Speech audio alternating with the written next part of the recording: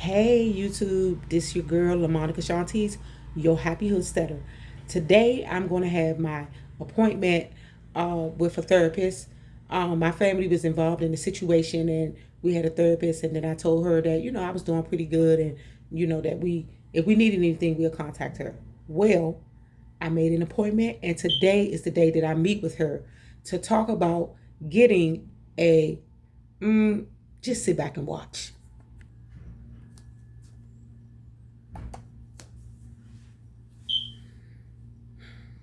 I'm waiting on my appointments to load up. It's a telehealth appointment.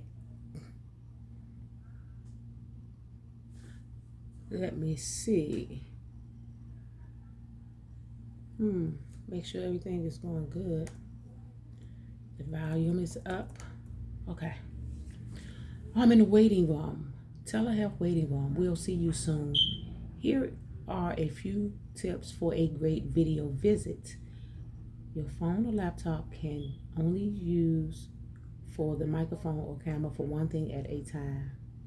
Please do not take any calls while you are waiting or while you are in the visit. Please have your pill bottles so you can show them to us. Did anybody do any video visits? This is so cool. Move to a quiet place so you can give your provider your attention and talk without noise. Make a quick list of the things you want to tell your provider. It's easy to forget something. When you're done, close the window on your browser to end the session. Don't just hit the back button. If you have any compliments or complaints about your visit, you can call us. Thank you for helping us improve. Awesome. So I'm just waiting for her to pop in, and it says here that my call will start soon. So I don't want to keep you waiting while I'm waiting. So I'll come back once we get started. Well, thank you for waiting patiently. I just got finished my appointment, my telehealth appointment with a therapist, not necessarily my therapist. And I was talking to her about getting a letter to have a social emotional support animal here at my apartment. So they don't allow pets here.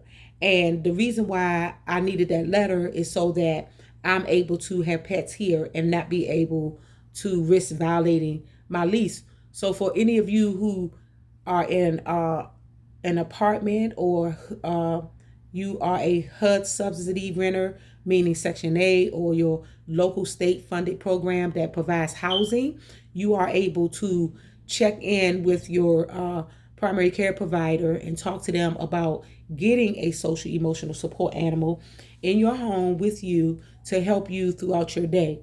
Because living in a high crime area, it increases stress. So just imagine that you're in your bed and you hear gunshots outside your window, and then you jump into the floor and running around trying to gather up your children and telling them to get down. That can be quite disturbing. And then you having children that are teenagers that's outside that like to hang out, and you not sure what is happening outside of your door and wondering where your child is. So these are the type of stressors that occur in these communities. And so because I am not allowed to have a pet here where I stay, there's a way around that. You are allowed to have a social emotional support animal.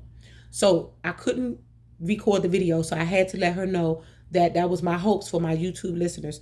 And so they were not willing to allow me to record, but I'm bringing you back the information anyway. I am your resource, your Hoodsteader, so your girl got you. So one way that you can request an emotional support animal, if you are in a high crime Hoodsteading community that's poverty restricted, that lack resources and the things that you need in order to do the things that you need to do to become self-sustainable and self-sufficient, here's a way around it. Engage in treatment. Get you a therapist and find out a way that you can engage in therapeutic treatment. Maybe that's somebody you can talk to that can, help you with your situation. Engage in treatment and then request from them how a social emotional support animal can help you reduce stress. by taking your attention away from your daily worry and things of that nature. And caring for God's creatures always brings you closer back to God. So you always want to be able to care for something other than yourself, right? And see how this something grows, see how this something operates, see how this something has life such as you, and then you'll be able to care for that, and you'll get a lot of information and answers to some of the things that you may have been questioning in life by just, appreciating something outside of your existence, because that's life too. The second way is to, if you're not willing to engage in therapy, which I am not needing therapy, is to just ask your nurse practitioner.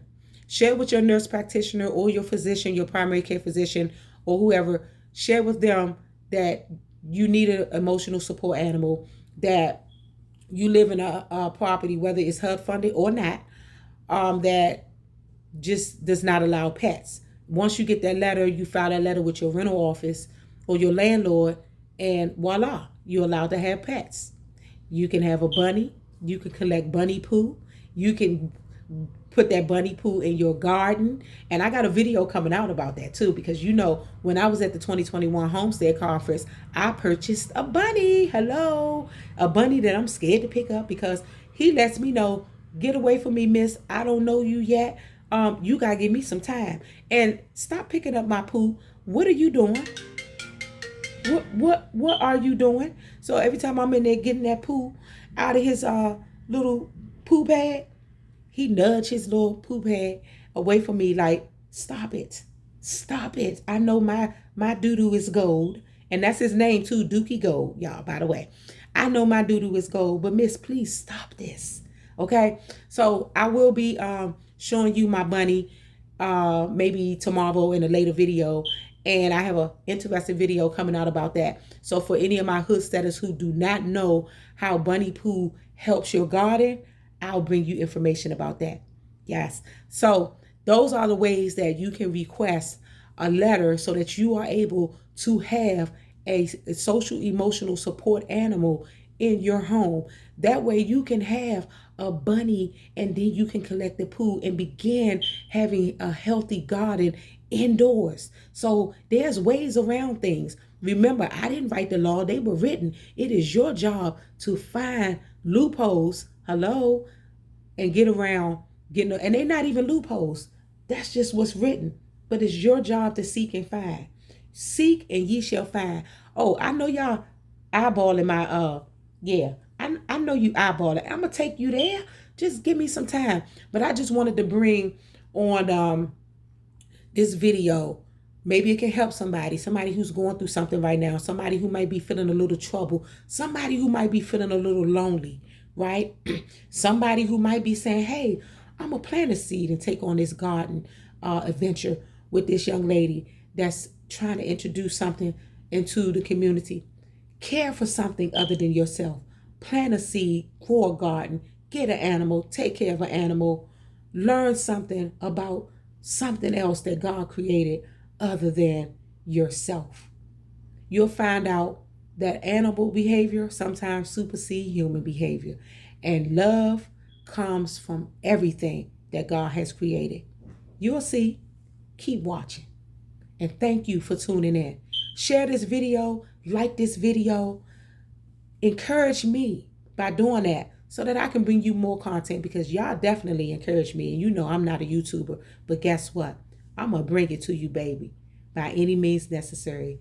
This is your girl, LaMonica J, your #1 Hoodsteader. Oh, matter of fact, your only named Hoodsteader. Thank you for watching.